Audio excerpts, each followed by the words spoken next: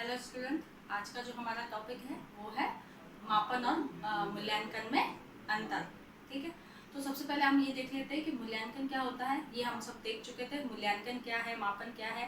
लेकिन एक बार मूल्यांकन और मापन में अंतर देखने से पहले एक बार देख लेते हैं कि मूल्यांकन किसे कहा जाता है। मूल्यांकन जिसके माध्यम से एक अध्यापक अपने स्वयं के अध्ययन का पता लगाता है, मतलब कि उसका अध्ययन कितना प्रभावी रहा, इसका भी पता लगाता है। और साथ ही साथ में एक छात्र का कितनी मतलब उसने ज्ञान को, विषय वस्तु को कितना अर्जित किया है, उसे पता लगाने के लिए जो प्रक्रिया होती है उसी को क्या कहा जाता है, मूल्यांकन कहा जाता है। जिससे क्या है, एक अध्यापक जो है वो अपने प्रभावी शिक्षण का पता लगाता है और छात्र की विषय वस्तु के ज्ञान से संबंधित उसको कितना ज्ञान हुआ है, कहाँ पर उसे कठिनाई आई है, उसके बारे में पता कर पाता है।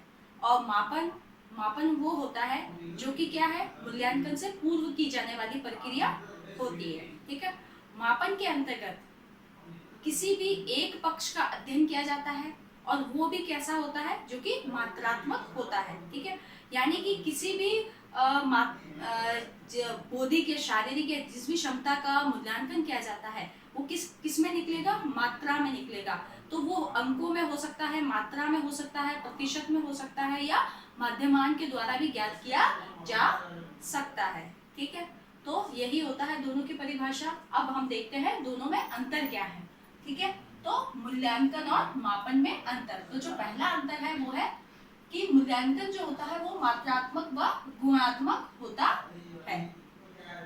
मात्रात्मक और गुणात्मक दोनों ही होता है। क्यों? क्योंकि इसमें क्या है, किसी भी विषय वस्तु क्या है, उसके बच्चे को क्या पता चलता है, गुणों का भी पता लगता है। जब बालक को किसी भी विषय वस्तु के बारे में सिखाया जाता है, और क्योंकि मूल्यांकन क्या है, एक पूरे सत्र चलने वाली प्रक्रिया है, तो बालक के अंदर छिपे गुणों का भी क्या है, एक अध्यापक मूल्यांकन कर पाता है। और साथ ही साथ में उसे कितनी विषय वस्तु का ज्ञात हुआ, वो मात्रात्मक दोनों ही ज्ञान उसे हो पाते हैं। यानी कि मात्रात्मक और गुणात्मक दोनों ही मूल्यांकन उसके अंतर्गत आता है। ठीक है, और मापन के अंतर्गत क्या है, केवल मात्रात्मक आता है। क्योंकि मापन के अंतर क्या है, केवल मात्रा में ही क्या किया जाता है, पता लगाया जाता है कि कितनी विषय वस्तु को उसने कितनी मात्रा में ग्रहण किया है। इसीलिए उसमें क्या है, मात्रात्मक अध्ययन किया जाता है। इसलिए तो जो मूल्यांकन है वो मात्रात्मक और गुणात्मक होता है, लेकिन मापन केवल मात्रात्मक होता है। उसी के साथ में सेकंड पॉइंट है, मूल्यांकन क्षेत्र व्यापक होता है। ठीक है, तो मूल्यांकन का जो क्षेत्र होता है वो कैसा होता है, व्यापक होता है। क्यों?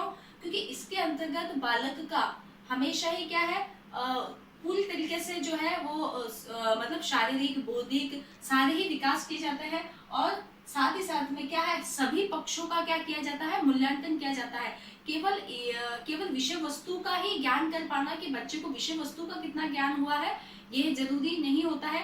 क्योंकि बच्चे के शैक्षिक और सह शैक्षिक सारी ही गतिविधियों के माध्यम से ये पता लगाया जाता है, उसका मूल्यांकन किया जाता है। मतलब शैक्षिक विधियों का भी और उसके व्यवहार का भी सारा ही मूल्यांकन किया जाता है। इसीलिए इसका क्षेत्र कैसा होता है, व्यापक होता है। और मापन का क्षेत्र जो होता है वो कैसा होता है, सीमित होता है। क्योंकि इसमें किसी भी एक ही पक्ष का अध्ययन किया जाता है और मात्रात्मक किया जाता है, इसीलिए इसका जो क्षेत्र होता है वो सीमित होता है।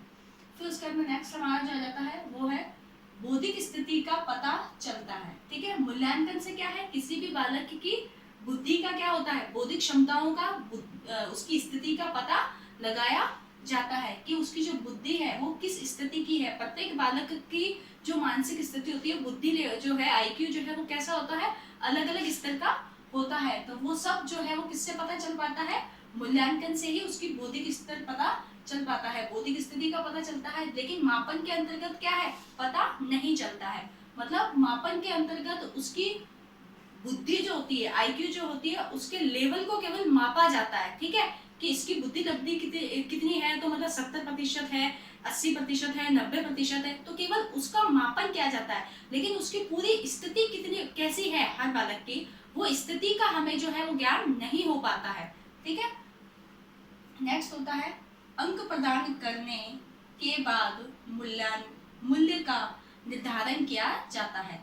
इसके अंतर्गत क्या होता है, बालक को क्या है, मूल्यांकन जो किया जाता है उसमें प्रत्येक बालकों को पहले क्या है अंक प्रदान किया जाता है, उसके बाद में मूल्यों का निर्धारण किया जाता है। लेकिन इसमें मापन के अंतर्गत क्या है, ये अंक प्रदान किया जाता है। इसमें केवल मापन के अंतर्गत केवल अंक ही प्रदान किया जाता है, ठीक है। क्योंकि क्या है, किसी भी शारीरिक बुद्धि या किसी भी क्षमता का आप मापन करते हो तो वो केवल अंक में निकलेगा, तो उसमें केवल अंक ही दिया जाता है, ठीक है।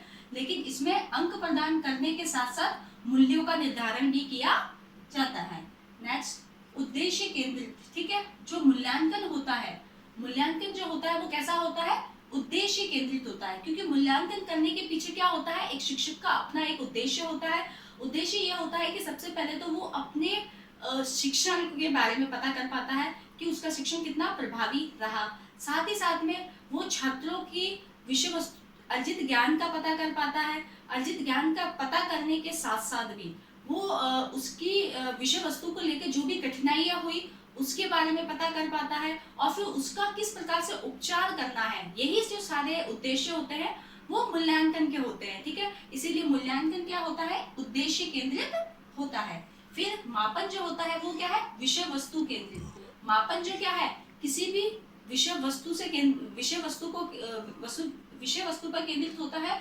क्योंकि इसके अंतर्गत क्या होता है कि जो मापन है वो क्या है, किसी भी विषय वस्तु का करोगे या किसी भी बौद्धिक क्षमता का, शारीरिक क्षमता का या व्यक्ति के शरीर का अगर आप मापन करते हो तो वो क्या होगा, केवल उस विषय वस्तु से संबंधित ही तो हुआ केंद्रित, ठीक है। उसका बाकी और कोई उद्देश्य नहीं होता है, ठीक है। तो इसीलिए ये जो केवल विषय वस्तु केंद्रित होता है। फिर है भविष्यवाणी की जा सकती है, ठीक है। किसी भी मूल्यांकन के अंतर्गत क्या है कि भविष्यवाणी जो है वो की जा सकती है। मतलब किसी भी बालक के बारे में क्या है, भविष्यवाणी करना क्या होता है, संभव हो पाता है। क्योंकि उसमें क्या है, एक शिक्षक द्वारा हमेशा ही क्या है जो मतलब साथ में रहा जाता है, तो वो बालक के व्यवहार से क्या हो जाते हैं, पूरी तरीके से परिचित हो जाते हैं, उसके ज्ञान से परिचित हो जाते हैं। तो एक बालक के बारे में जब सतत रूप से पूरे सत्र जब मूल्यांकन होता है तो एक अध्यापक द्वारा छात्र के विषय में भविष्यवाणी की जानी संभव हो सकती है, उसके बारे में मतलब भविष्यवाणी की जा सकती है। लेकिन मापन के अंतर्गत भविष्यवाणी संभव नहीं है। क्यों? क्योंकि उसमें किसी भी एक पक्ष का बौद्धिक क्षमता या किसी भी क्षमता के बारे में जो है वो क्या किया जाता है, केवल मापन किया जा सकता है, ठीक है। और उस मापन में क्या है, कभी भी परिवर्तन हो सकता है। इसलिए अगर उसके शारीरिक वजन का मापन किया गया तो शरीर क्या है, अभी आज बढ़ा है तो कल घट भी सकता है, और अगर आज घटा हुआ है तो कल बढ़ भी सकता है। इसलिए उसको लेकर कोई भविष्यवाणी नहीं की जा सकती। अगर किसी की बौद्धिक क्षमता आज उसे सही नहीं है, पढ़ना नहीं आ रहा है, या आज उसमें कुछ कमियां हैं, लेकिन हमेशा वही कमियां रहे ऐसा जरूरी नहीं है। इसीलिए जो मापन है उसमें भविष्यवाणी करना संभव नहीं होता है। लेकिन मूल्यांकन के अंतर्गत क्या होता है, भविष्यवाणी करना संभव होता है। सातवां है व्यक्तित्व संबंधी स्पष्ट धारणा बनाई जा सकती है। मूल्यांकन के अंदर क्या होता है कि व्यक्तित्व को लेकर भी क्या है, जो धारणा है वो बनाई जा सकती है। क्यों? क्योंकि एक प्रत्येक बालक के व्यवहार से एक अध्यापक जो होता है वो क्या करता है, शैक्षिक और शैक्षिक कार्यों के माध्यम से उसका जब मूल्यांकन करता है तो वो उस बालक के पूरे ज्ञान से जो है वो परिचित हो पाता है, ठीक है। तो उसका व्यक्तित्व किस प्रकार का है, वह बालक आगे जाके क्या कर सकेगा और क्या नहीं कर सकेगा, इसके बारे में एक शिक्षक जो है वो भली भांति जान पाता है। और इसीलिए उसके व्यक्तित्व संबंधी जो भी धारणाएं होती है वो एक अध्यापक के मस्तिष्क में बन जाती है, ठीक है। इसीलिए हर व्यक्ति का, हर बालक का किस प्रकार का व्यक्तित्व होगा ये अध्यापक जो है वो जान पाता है। इसीलिए उसकी व्यक्तित्व संबंधी जो धारणाएं हैं वो स्पष्ट हो पाती है। लेकिन इसके अंतर्गत व्यक्तित्व संबंधी स्पष्ट धारणा का निर्धारण नहीं किया जा सकता, ठीक है। लेकिन मापन के अंतर्गत क्या होता है, व्यक्तित्व संबंधी आप कोई भी धारणा जो है उसका निर्धारण नहीं कर सकते हो।